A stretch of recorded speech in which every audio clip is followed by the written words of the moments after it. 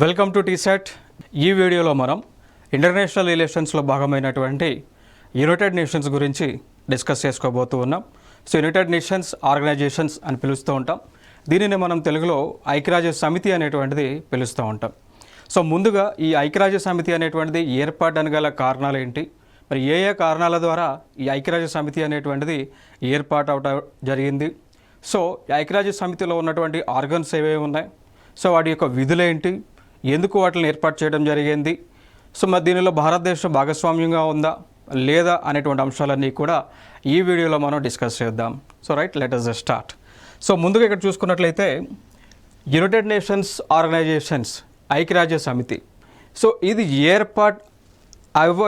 దానికంటే ముందు ఒక ఆర్గనైజేషన్ ఉండేది. సో దాన్నే లీగ్ ఆఫ్ నేషన్స్గా మనం పిలిచేవాళ్ళం. సో దాన్నే లీగ్ ఆఫ్ నేషన్స్ అనేటువంటి పేరుతో పిలిచేవాళ్ళం. మరి ఈ లీగ్ ఆఫ్ నేషన్స్ అనేటువంటిది మరి ఎందుకు ఏర్పాటైంది, దానికి గల కారణం ఏంటి అంటే మనందరికీ తెలుసు, ప్రపంచంలోనే మొట్టమొదటి ప్రపంచ యుద్ధం, సో ఫస్ట్ వరల్డ్ వార్ ఇది 1914 నుంచి 1914వ సంవత్సరం నుంచి 1418 సంవత్సరం మధ్య ప్రపంచ దేశాల్లో జరగటం జరిగింది. సో ఈ 1918లో, సో 1918వ సంవత్సరంలో మొట్టమొదటి ప్రపంచ యుద్ధం అనేటువంటిది ఎండ్ అవ్వడం జరిగింది. సో ఎండ్ అయిన తర్వాత ఈ దేశాలన్నీ కలిసి, ఏ దేశాలైతే ఈ యొక్క మొట్టమొదటి ఆ యుద్ధంలో పాల్గొన్నాయో ఆ దేశాలన్నీ కలిసి ఒక దగ్గర కూర్చొని మాట్లాడటం జరిగింది.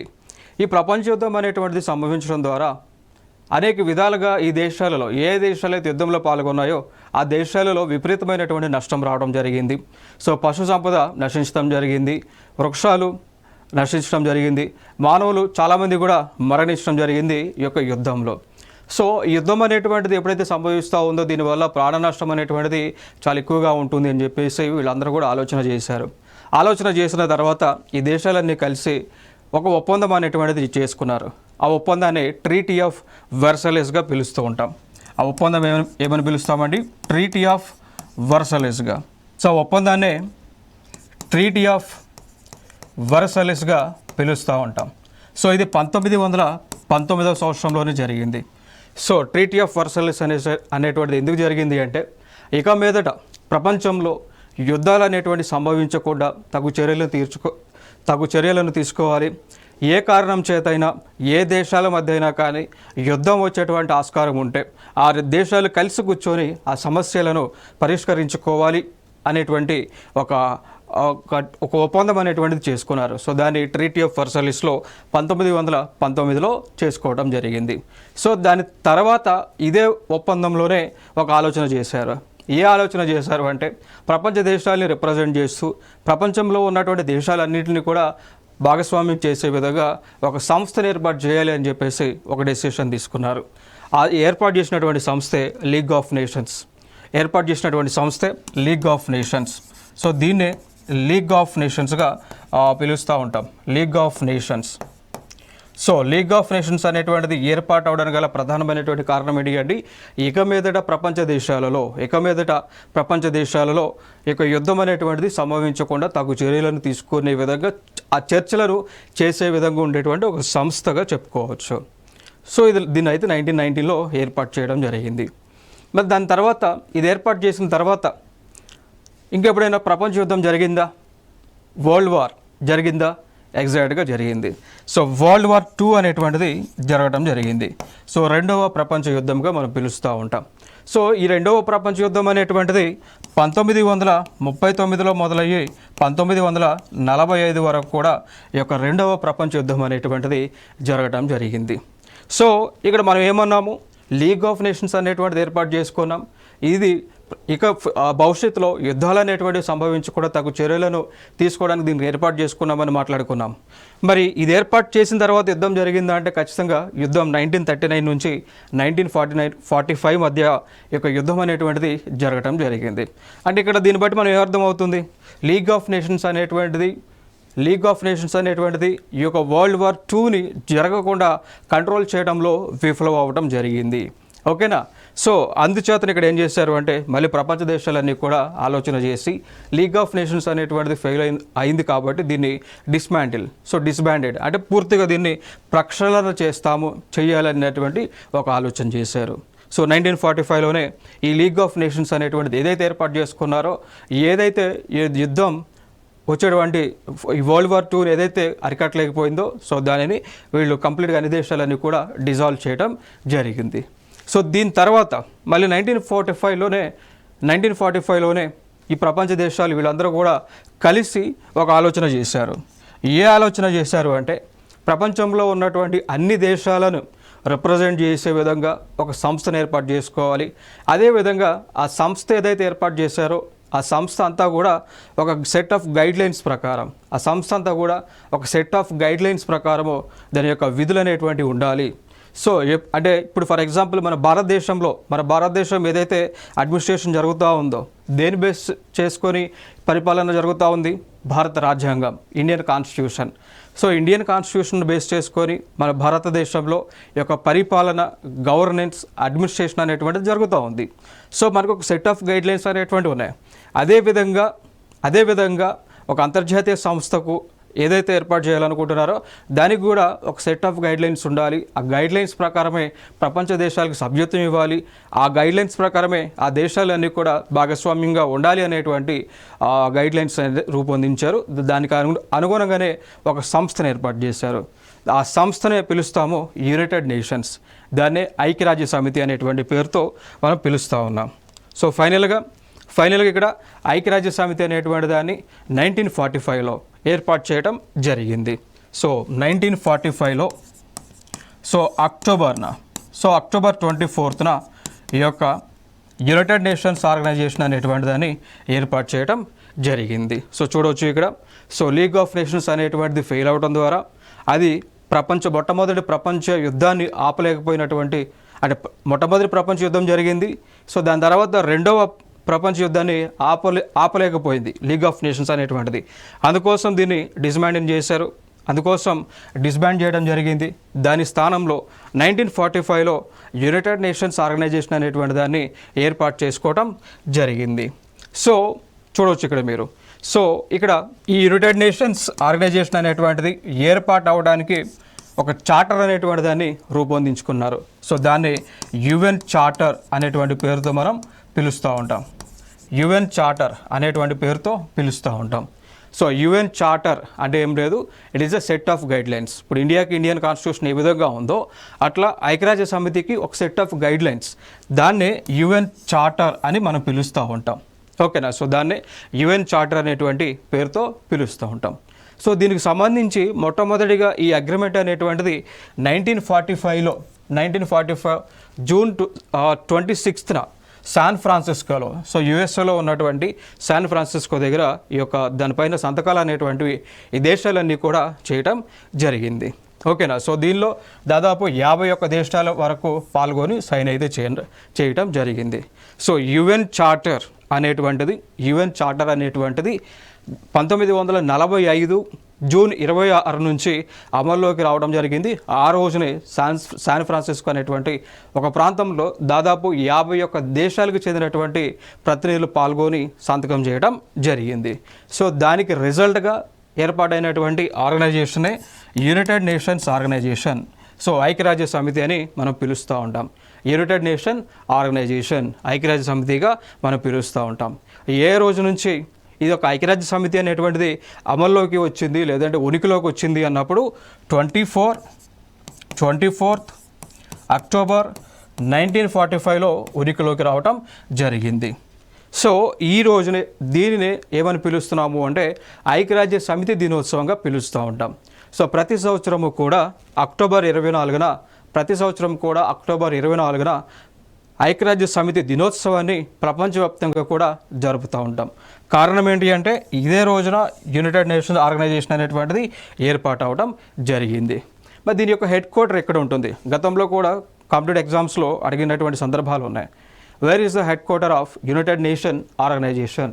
ఐక్యరాజ్య సమితి యొక్క కేంద్ర కార్యాలయం అనేటువంటిది ఎక్కడ ఉంది అనేటువంటిది అడిగినటువంటి సందర్భాలు కూడా చాలా ఉన్నాయి. సో మరి దాని యొక్క ఆన్సర్ చూసుకుంటే New York. So United states of అమెరికాలో ఉన్నటువంటి న్యూయార్క్ నగరంలో ఈ ఐక్యరాజ్య సమితి యొక్క హెడ్ క్వార్టర్, కేంద్ర కార్యాలయం అనేటువంటిది లేదా రాజధాని అనేటువంటిది ఉండడం జరిగింది. సో దాని తర్వాత ఇంకొక అంశం ఏంటి అంటే యునైటెడ్ నేషన్ ఆర్గనైజేషన్స్లో దీని పరిధిలో కొన్ని ఆర్గన్స్ని కూడా ఏర్పాటు చేసుకోవడం జరిగింది. దీని పరిధిలో కొన్ని ఆర్గన్స్ని ఏర్పాటు చేసుకున్నారు. సో ఫర్ ఎగ్జాంపుల్గా తీసుకుంటే ఐక్యరాజ్య సమితిలో ఉన్నటువంటి ఆర్గన్స్ అంటే లైక్ దీంట్లో ఉన్నటువంటి ఇంటర్నల్ బాడీస్ అని కూడా మనం పిలుచుకోవచ్చు. సో ఫస్ట్గా చూసుకున్నట్లయితే ఒకటి ప్రధానమైనటువంటిది జనరల్ అసెంబ్లీ. ఇది ఐక్యరాజ్య సమితిలోనే వన్ ఆఫ్ ది ఆర్గన్గా మనం చెప్పుకోవచ్చు. ఇక దాని తర్వాత చూసుకున్నట్లయితే సెక్రటరేట్. దాని తర్వాత చూసుకున్నటువంటిది యునైటెడ్ నేషన్స్ సంబంధించినటువంటి సెక్రటరేట్ అనేటువంటిది ఉంటుంది. దాని తర్వాత మనం చూసుకున్నట్లయితే ఇంకొక ఆర్గాన్ వచ్చేసి United nations security council. So దీన్నే ఐక్యరాజ్య సమితి భద్రతా మండలిగా మనం పిలుస్తూ ఉంటాం. United nations security council. So దీన్నే భద్రతా మండలిగా కూడా మనం పిలుస్తూ ఉంటాం. దాని తర్వాత ఇంకొక ఆర్గన్ మనం చూసుకున్నట్లయితే దానినే ఇంటర్నేషనల్ కోర్ట్ ఆఫ్ జస్టిస్ అంటాం. సో ఐసీజేగా మనం పిలుస్తూ ఉంటాం, ఇంటర్నేషనల్ కోర్ట్ ఆఫ్ జస్టిస్ అని. ఇంకొక ఆర్గన్ ఉంటుంది, దాన్నే యునైటెడ్ నేషన్స్ ఐక్యరాజ్య సమితికి సంబంధించినటువంటి ఎకనామిక్ అండ్ సోషల్ కౌన్సిల్గా దానిని మనం పిలుస్తూ ఉంటాం. ఇంకొక ఆర్గాన్ వచ్చేసి ఆరవది ట్రస్టీషిప్ కౌన్సిల్ అంటామండి. ట్రస్టీషిప్ కౌన్సిల్గా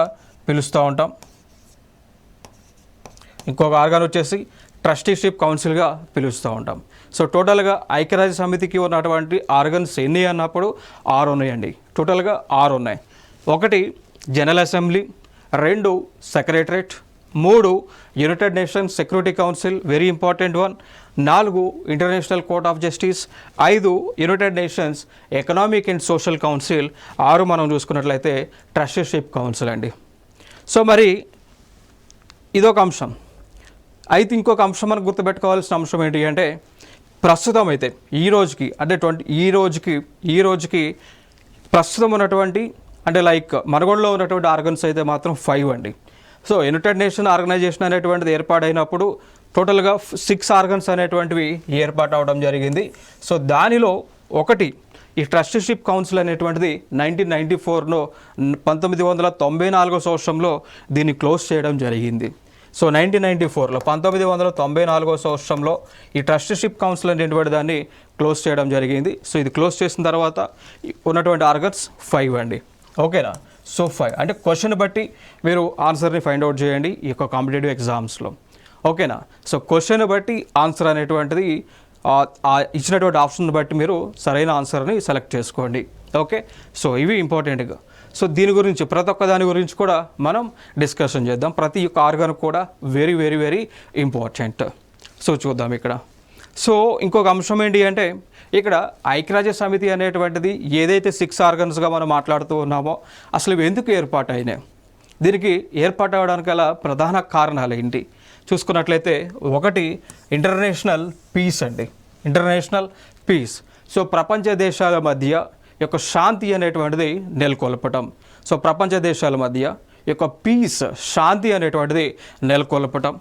సో ఇంటర్నేషనల్ పీస్ అంటాం. దాని తర్వాత సెక్యూరిటీ.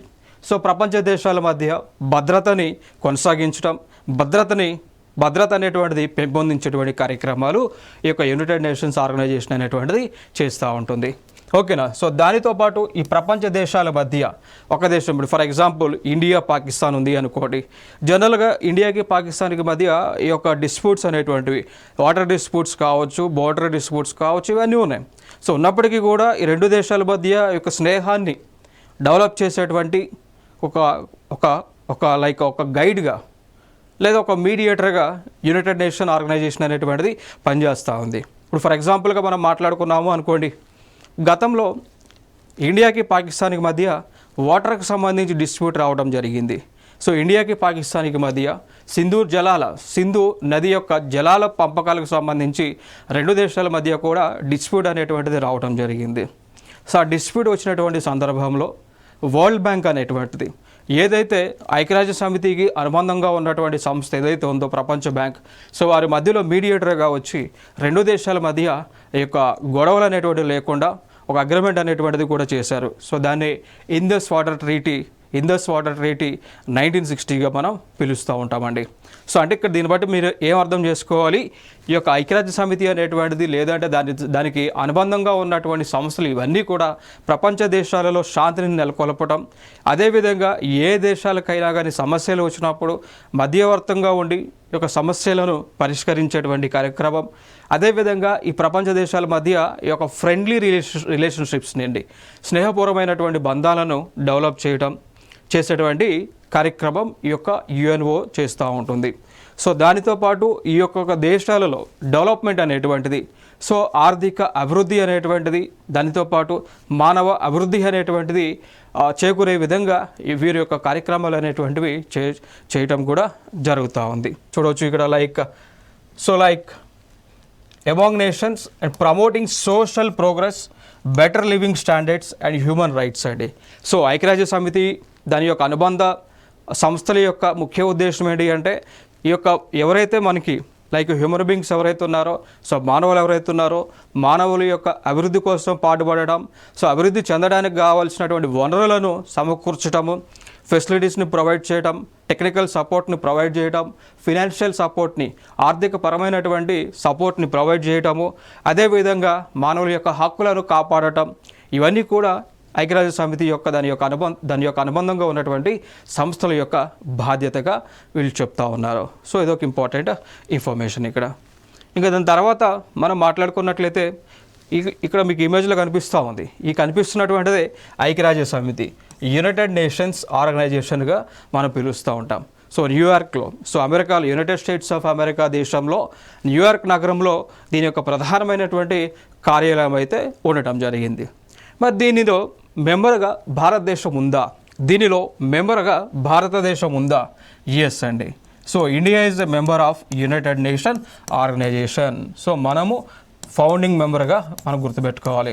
సో ఐక్యరాజ్య సమితి ఏదైతే అక్టోబర్ 24, 1945లో ఏర్పాటైందో, అక్టోబర్ 24, 1945లో ఏదైతే ఐక్యరాజ్య సమితి అనేటువంటిది ఏర్పాటైందో అప్పటి నుంచి కూడా మన భారతదేశము ఫౌండింగ్ మెంబర్గా దానిలో ఉండటం జరిగింది. So India is the founding member of United Nation Organisation. మరి ప్రస్తుతము ఈ యొక్క ఐక్యరాజ్య సమితిలో ఉన్నటువంటి సభ్యుల సంఖ్య ఎంత అన్నప్పుడు 193 దేశాలండి. సో ఐక్యరాజ్య సమితిలో సభ్యులుగా ఉన్నటువంటి దేశాలు 193 దేశాలు. So 193 countries are members of United Nations అండి.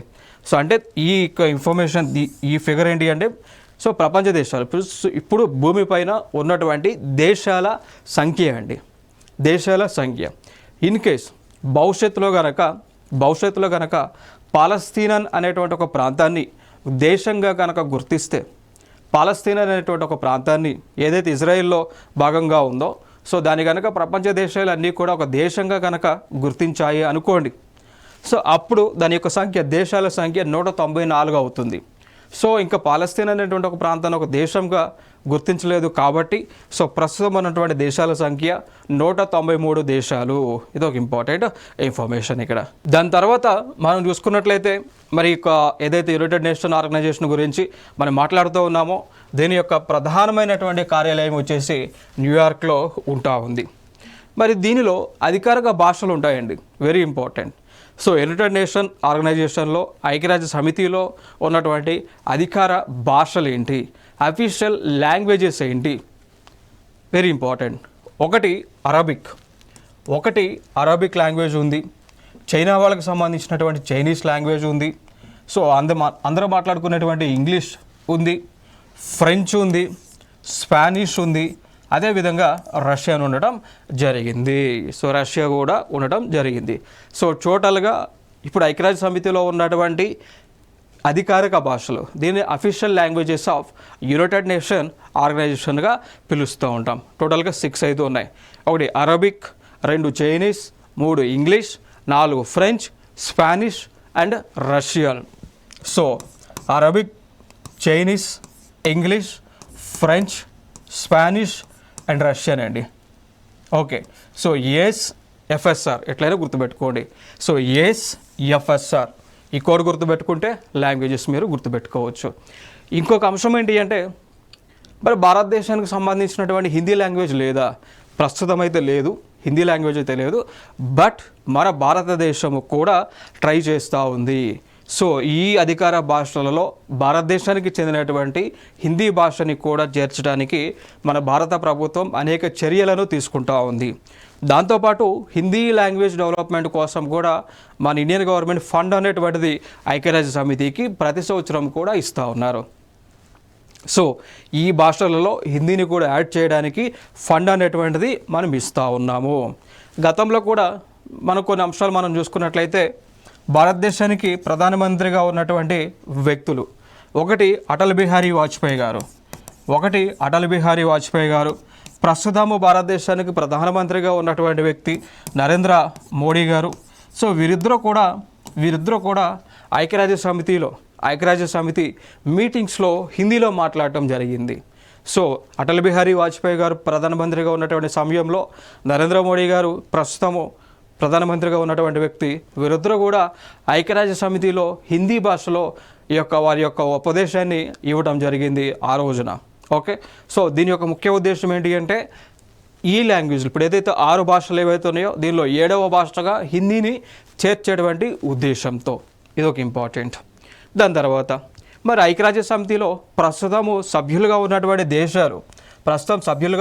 దేశాలు టోటల్గా చూసుకున్నట్లయితే 193 దేశాలు ఉన్నాయి. మరి చివరగా చేరినటువంటి దేశం ఏది? సో చివరగా ఐక్యరాజ్య సమితి యొక్క సభ్యత్వం పొందినటువంటి దేశం ఏది అన్నప్పుడు ఆన్సర్ వచ్చేసి సౌత్ సుడాన్ అండి. ఆన్సర్ వచ్చి సౌత్ సుడాన్ అనేటువంటి ఒక దేశం, దక్షిణ సుడాన్ అనేటువంటి ఒక దేశం ఇటీవల చేరినటువంటి దేశం. దాని తర్వాత ఇంకొక అంశం, ఇది గ్రూప్ 1లో అడిగినటువంటి క్వశ్చన్ అండి. గ్రూప్ 1 ప్రిలిమ్స్లో అడిగినటువంటి క్వశ్చన్. ఏ క్వశ్చన్ ఏంటంటే, ప్రస్తుతం యొక్క ఐక్యరాజ్య సమితి యొక్క సెక్రటరీ జనరల్ ఎవరు, వారు ఏ దేశస్థుడు అని చెప్పేసి గ్రూప్ 1లో ప్రిలిమ్స్లో క్వశ్చన్ అయితే అడగడం జరిగింది. సో ఇంపార్టెంట్ ఏరియా ఇక్కడ. సో సెక్రటరీ జనరల్ వచ్చేసి ఆంటోనియో గుటెరస్.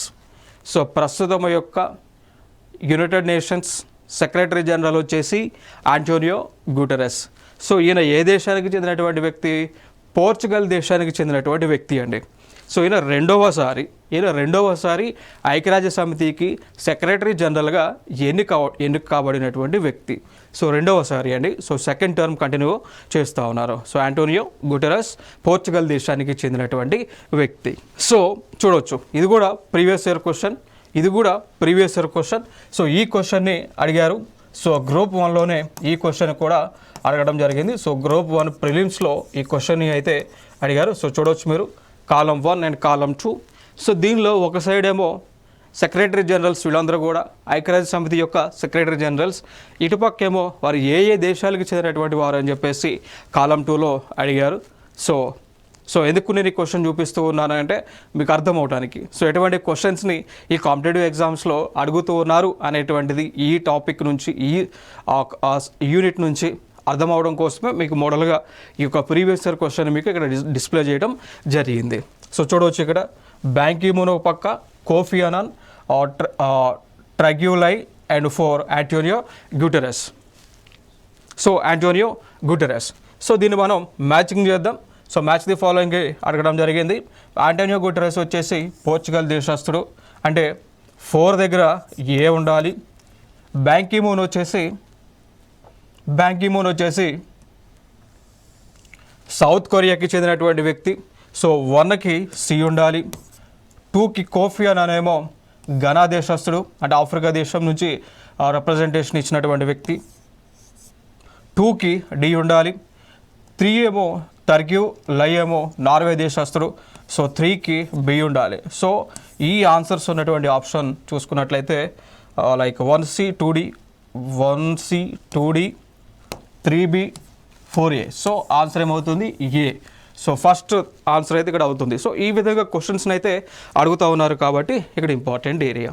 సో చూడవచ్చు ఇక్కడ. సో లిస్ట్ ఆఫ్ జనరల్స్ వీళ్ళందరూ కూడా మీరు కుదిరితే ఈ టేబుల్ని స్క్రీన్ షాట్ తీసుకోండి. ఓకే, సో చూడవచ్చు ఇక్కడ వారి యొక్క పదవీ కాలం. సో యునైటెడ్ నేషన్స్ అనేటువంటిది ఏర్పాటు అయినప్పుడు మొట్టమొదటిగా ఉన్నటువంటి వ్యక్తి సెక్రటరీ జనరల్గా ఉన్నటువంటి వ్యక్తి గ్లాడ్విన్ జెబ్. సో ఐక్యరాజ్య సమితి అనేటువంటిది ఏర్పాటైనప్పుడు మొట్టమొదటి సెక్రటరీ జనరల్గా ఉన్నటువంటి వ్యక్తి ఎవరన్నప్పుడు గ్లాడ్విన్ జెబ్. సో 24 అక్టోబర్ 1945 నుంచి ఫస్ట్ ఫిబ్రవరి 1946 వరకు కూడా ఉన్నారు. ఆయన యునైటెడ్ కింగ్డమ్కి చెందినటువంటి వ్యక్తి అండి. ఓకే, గ్లాడ్విన్ జెబ్ యునైటెడ్ కింగ్డమ్కి చెందినటువంటి వ్యక్తి. దాని తర్వాత టెర్గ్యూల్ అయినటువంటి వ్యక్తి నెక్స్ట్ ఇక 2 ఫిబ్రవరి నుంచి ఉన్నారు. ఆయన నార్వే దేశస్థుడు. దాని తర్వాత డాగ్ హెమ్మర్స్ జాల్డ్ అనేటువంటి వ్యక్తి స్వీడన్ దేశస్థుడు. యూత్ అంట్ అనేటువంటి వ్యక్తి బర్మా దేశస్థుడు. కుర్ట్ వాల్దియం అనేటువంటి వ్యక్తి ఆసియా దేశస్థుడు అండి. ఓకే, సో దాని తర్వాత చూసుకున్నట్లయితే జవీర్ ఫెర్జిడి సెల్లర్. సో ఆయన పెరు దేశానికి చెందినటువంటి వ్యక్తి, సెక్రటరీ జనరల్గా ఉన్నారు. దాని తర్వాత బోట్రెస్ ఘాలీ ఈజిప్ట్ దేశస్థుడు. కోఫీ అనాన్, ఇప్పుడు మనం చూస్తాం మ్యాచింగ్లో అడిగి ఉన్నారు. సో కోఫీ అనాన్ ఈయన ఘనా దేశానికి చెందినటువంటి వ్యక్తి. దాని తర్వాత మ్యాచింగ్లో కూడా మనం చూసి ఉన్నాం బ్యాంకీ మూన్ సౌత్ కొరియా దేశానికి చెందినటువంటి వ్యక్తి అండి. సో బ్యాంకీ మూన్ యునైటెడ్ నేషన్కి సెక్రటరీ జనరల్గా 1 జనవరి 2007 నుంచి 16 మధ్య, సో 2016 వరకు కూడా ఆయనే కంటిన్యూ అవడం జరిగింది. దాని తర్వాత చూసుకున్నట్లయితే ఆంటోనియో గుటెరస్. సో ఈయన జనవరి 1, 2017లో ఈయన పదవిని చేపట్టారు. సో చేపట్టిన తర్వాత అప్పటి నుంచి స్టిల్ ఇప్పటికీ కూడా, సో ఈ రోజుకి 2024 అంటే ఈ రోజుకి కూడా, ఈ సంవత్సరం వరకు కూడా ఈయన ఉన్నారు. అంటే ఈయన సెకండ్ టర్మ్ అండి. సో సెకండ్ టర్మ్ ఈయన సెక్రటరీ జనరల్గా విధులను నిర్వహిస్తూ ఉన్నారు. సో ఆంటోనియో గుటెరస్ వచ్చేసి పోర్చుగల్ దేశానికి చెందినటువంటి వ్యక్తి, ప్రస్తుతము పదవిలో ఉన్నటువంటి వ్యక్తి. సో చూడొచ్చు. సో ఐక్యరాజ్య సమితి అనేటువంటిది ఏర్పాటు అవడానికి గల ప్రధానమైనటువంటి కారణం వాటి యొక్క main purpose. The UN has 4 main purposes అండి. ఓకేనా. సో అందులో చూసుకున్నట్లయితే ఒక పర్పస్ చూసుకున్నట్లయితే to keep peace throughout the world అండి. సో ప్రపంచ దేశాలలో అన్ని దేశాల మధ్య ఈ యొక్క శాంతి అనేటువంటిది నెలకొల్పడం ఒక ఎజెండా. రెండవది to develop friendly relations among nations అండి. సో దేశాల మధ్య వివిధ దేశాల మధ్య ఈ యొక్క ఫ్రెండ్లీ రిలేషన్స్ అండి, స్నేహపూర్వమైనటువంటి సంబంధాలను పెంచడము రెండవది. మూడవది చూసుకున్నట్లయితే to work together to help poor people. ఓకేనా. సో ఎవరైతే పేదరికంతో ఉన్నారో, ఎవరైతే పేదరికంతో బాధపడుతూ ఉన్నారో వారిని పేదరికం నుంచి బయటికి తీసుకొచ్చేటువంటి కార్యక్రమాలను చేయడం అండి. సో పేదరికం నుంచి బయటికి తీసుకురావాలి అంటే ఏ కార్యక్రమాలు చేస్తూ ఉంటారు? ఎంప్లాయ్మెంట్ అనేటువంటిది క్రియేట్ చేయడం, వనరులు అనేటువంటివి అందించడము. సో ఎప్పుడైతే మనకి ఇక ఇన్ఫ్రాస్ట్రక్చర్ డెవలప్మెంట్ అనేటువంటిది ఎప్పుడైతే చేస్తూ ఉంటారో అప్పుడు ఎంప్లాయ్మెంట్ అనేటువంటిది క్రియేట్ అవుతుంది. ఎప్పుడైతే ఎంప్లాయ్మెంట్ క్రియేట్ అవుతుందో తద్వారా పేదరికం అనేటువంటిది నిర్మూలన జరుగుతూ ఉంది. సో దానికి సంబంధించినటువంటి ఈ యొక్క నెసరీ వర్క్స్ అనేటువంటివి చేయడం, ఇదొక మెయిన్ పర్పస్గా మనం మాట్లాడుకోవచ్చు. దాని తర్వాత టు కాన్క్వర్ హంగర్. సో దాంతోపాటు ఆకలి మరణాలు అనేటువంటివి లేకుండా తగు చర్యలను తీసుకోవటం. డిజీజ్, సో రోగాలను కంట్రోల్ చేయటం, అంటువ్యాధులను ప్రబలకుండా తగు చర్యలను తీసుకోవడం. ఓకేనా. సో డిజీజ్ని కంట్రోల్ చేయటము. ఇల్లిటరసీ, సో అక్షరాస్యతను, సో లిటరసీని పెంచేటువంటి కార్యక్రమం. దాని తర్వాత ప్రజల యొక్క హక్కులను కాపాడటము. సో ఇవన్నీ కూడా పర్పస్గా చెప్పుకోవచ్చు. దాని తర్వాత to be a centre for helping nations achieve these goals అండి. సో ఇంకొక 4th పర్పస్ ఏంటి అంటే ఐక్యరాజ్య సమితి అనేటువంటిది ఏర్పాటు అవడానికి గల కారణం 4th పర్పస్ ఏంటి అంటే ఈ పైన మనం ఏవైతే చెప్పుకున్నామో అవన్నీ కూడా ప్రపంచ దేశాలన్నీ కూడా సాధించే విధంగా తగు చర్యలను తీసుకోవటము, వాటికి కావాల్సినటువంటి ఆ దేశాలకు కావాల్సినటువంటి వనరులను సమకూర్చడము, ప్రపంచ దేశాల మధ్య శాంతిని నెలకొల్పేటువంటి కార్యక్రమం చేయటం అన్నమాట. ఇది ఐక్యరాజ్య సమితి యొక్క ముఖ్యమైనటువంటి ప్రధానమైనటువంటి ఉద్దేశాలు. సో నెక్స్ట్ వీడియోలో ఇంకొక కొన్ని అంశాలతో మనం రావడం జరుగుతూ ఉంది. సో నెక్స్ట్ వీడియోలో ఇంకొక కొన్ని అంశాలతో మనం డిస్కస్ చేద్దాం. Thank you.